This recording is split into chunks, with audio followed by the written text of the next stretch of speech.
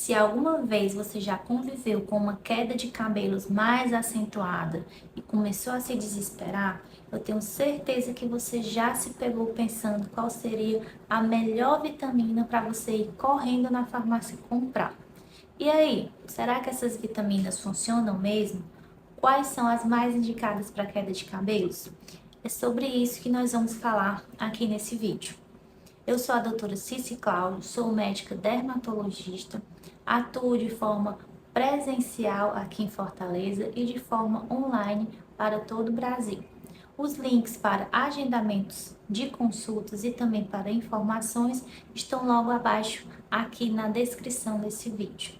Então vamos ao que interessa, né, pessoal? Queda de cabelo, sem dúvida, essa é uma queixa bastante frequente que eu atendo todos os dias aqui no consultório. E infelizmente, as pacientes que vêm em procura da dermatologista com essa queixa já passaram por vários tratamentos sem sucesso. E por que sem sucesso? Porque não tem diagnóstico. Queda de cabelos de uma forma mais acentuada que aquela queda habitual é uma doença e ela precisa de um diagnóstico para poder ser tratada. Nem tudo se resume à falta de vitaminas. Existem diversas causas para quedas de cabelo e isso precisa ser investigado, diagnosticado e aí sim deve ser tratado. Então, eu vou explicar aqui para vocês como é que eu abordo as pacientes que chegam aqui no meu consultório com essa queixa de queda de cabelos. Então, primeiramente, eu vou conversar com essa paciente, entender o histórico de saúde, entender um pouquinho sobre como são os hábitos, quais medicamentos que ela toma diariamente, né? Histórico de saúde, como foi que começou esse problema, quando que essa paciente notou, se já aconteceu isso outras vezes, se já tentou algum tipo de tratamento, enfim, conhecer ali a história clínica, a nossa famosa anamnese. Depois desse histórico, aí vamos para o exame físico dessa paciente, tá? Inicialmente, nós vamos fazer uma olhada geral ali, uma olhada macroscópica, ver o couro cabeludo dessa paciente ali, olhando de cima a gente tem uma visão melhor. Muitas vezes nessa visão macroscópica, a gente já consegue detectar muita coisa. Se tem ali foliculite, se tem inflamação, se por acaso é uma alopecia cicatricial, se é uma alopecia areata, se pode ser uma alopecia androgenética, que é uma calvície, se tem outras condições associadas. Então, numa visão geral, a gente já tem uma ideia. Segunda coisa, vamos fazer o que nós chamamos de teste de tração, para tentar quantificar um pouco, né, deixar mais preciso como é aquela queda. Que a gente vai fazer uma tração ali, um tufo de cabelo, para tentar entender que grau é aquela queda. E para a gente ter um bom teste de tração, o ideal é que a paciente venha para essa consulta com 48 horas sem lavar os cabelos, para ficar melhor esse nosso exame físico. Então, fizemos essa olhada mais geral, fizemos o teste de tração, aí nós vamos para um exame chamado tricoscopia, que é um exame aqui com uma lente de aumento, com uma luzinha que a gente vai modificando de acordo com a necessidade. E a gente vai fazer ali, deixar o cabelo dela, né, pronto para a gente examinar. Tem uma maneira certa de fazer isso. E a gente vai olhar de uma forma mais aprofundada, mais detalhada. Com esse equipamento que a gente faz a tricoscopia, nós conseguimos ver melhor o diâmetro da haste do pelo, a pele ao redor do folículo, conseguimos enxergar melhor quantos pelos saem de cada folículo, se tem alguma inflamação que não foi visível a olho nu, se tem alguns folículos que já estão fechados, né, que a gente também não vê a olho nu, então a gente consegue detectar muitas alterações mais detalhadamente com esse exame da tricoscopia. Então, a gente faz esse exame físico e nesse momento, muitas vezes a gente já tem uma boa ideia de qual é o diagnóstico da paciente. E a partir desse momento, nós vamos decidir se para ajudar, complementar o nosso raciocínio, vai ser necessário fazer uma biópsia de pele do couro cabeludo, tirar um fragmento para estudo, se vai ser preciso algum exame laboratorial, se vai ser preciso coletar ali uma amostra de raspado para um exame micológico. Então, nesse momento, nós vamos decidir a parte dos exames, né? O que será necessário, porque nós queremos o diagnóstico, né? E tem várias causas para essa queda de cabelo. Aqui nós vamos falar da causa mais comum, disparado, que é o eflúvio telógeno. É a queda mais comum que existe, tá, gente? Disparado. Então, pensando em eflúvio telógeno, quando a paciente chegou com essa queixa, eu fiz todo esse script, como é que funciona. Nesse momento que eu examinei, costuma estar tudo aparentemente normal com eflúvio telógeno. Existe a queda de cabelo e tem o exame físico praticamente normal. Às vezes, na tricoscopia, que é esse exame com a lente, a gente consegue detectar uma ou outra alteração, que quer dizer o pelo tentando retornar ao seu crescimento, né? Mas nada muito específico. Então, quando está tudo aparentemente normal, a gente pensa em eflúvio telógeno, que é a mais comum. E aí, qual o próximo passo, né? Para a gente poder tratar. O eflúvio telógeno, ele é uma condição que ele se caracteriza por uma queda de cabelo após algum gatilho, algum estresse. Esse gatilho, esse estresse, geralmente ocorreu cerca de 2 a 3 meses antes da paciente perceber aquela queda. Então, foi algo que aconteceu 3 meses para trás, às vezes a paciente nem lembra muito bem, tá? A gente tem que ir relembrando.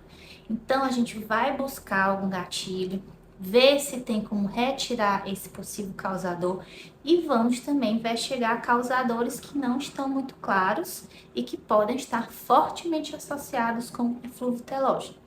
Quais são os principais gatilhos do eflúvio telógeno? A gente tem que organizar o raciocínio, né?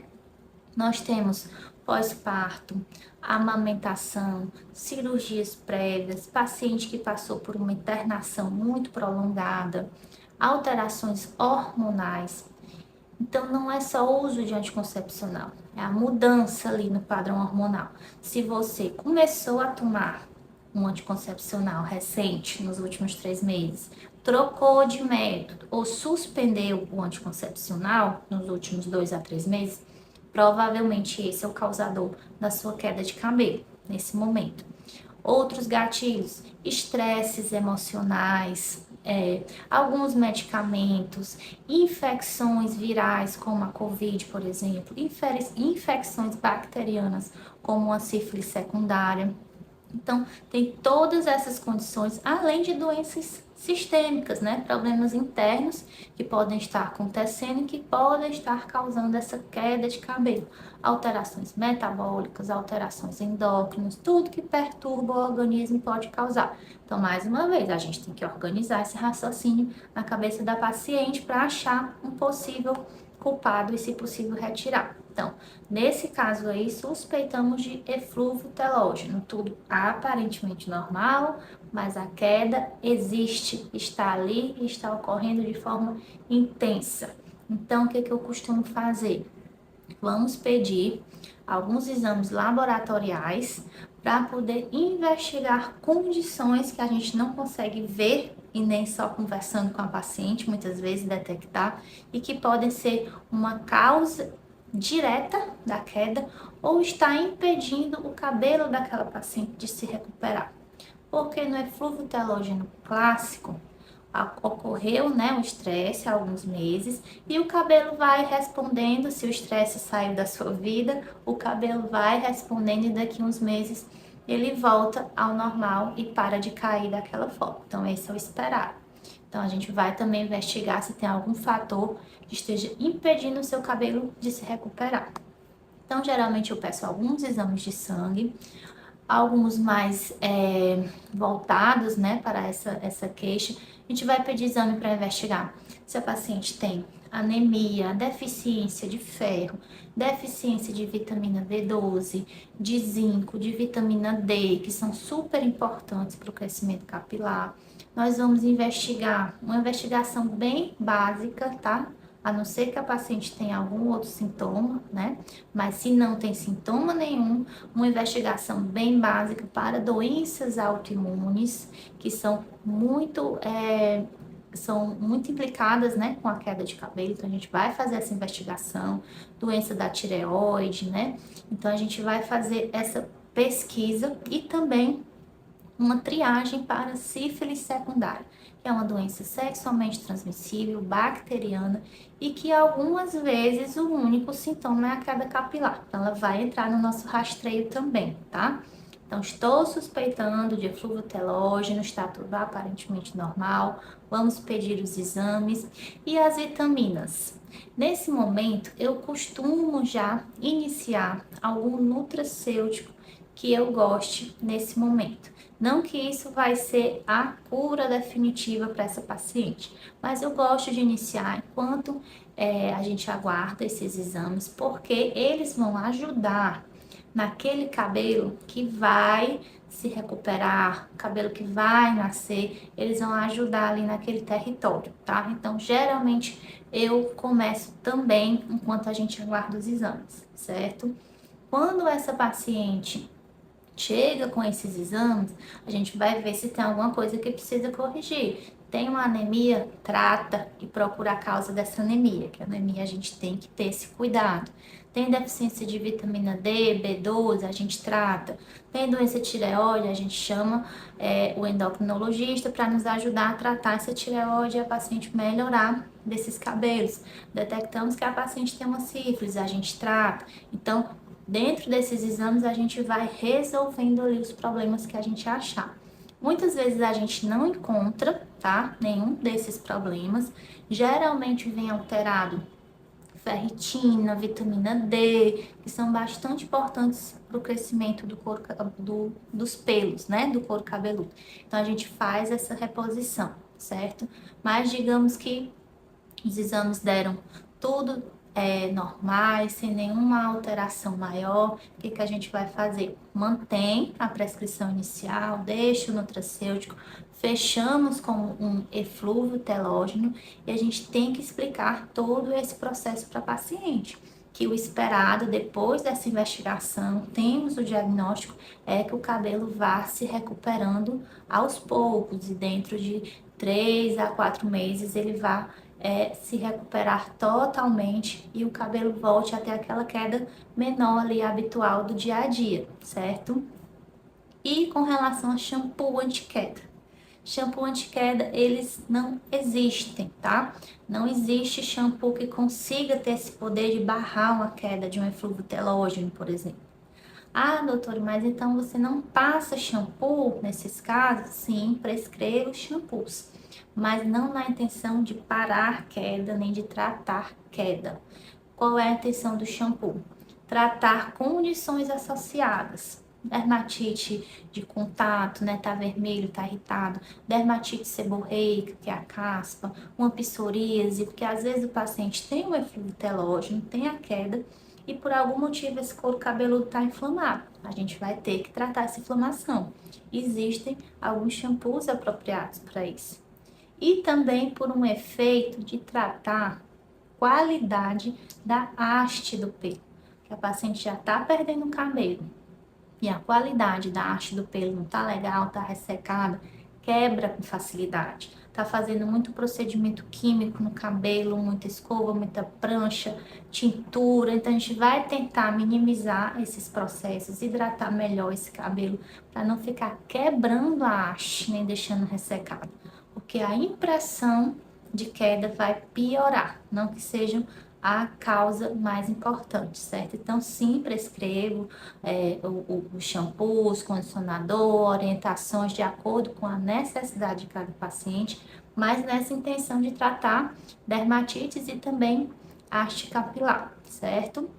Então, a gente vai passar todas essas orientações para que a paciente entenda a doença dela e a gente possa acompanhar aquela recuperação, certo? Então, essa é a causa mais comum, é eflúvio telógeno que funciona desta forma, tá tá certo? Então, pessoal, espero que tenha ajudado, que eu tenha esclarecido. E se você chegou até aqui, aproveita e já clica em gostei, segue nosso canal e não se esquece de também ativar as notificações para você sempre receber esse tipo de conteúdo. Então, até o próximo vídeo.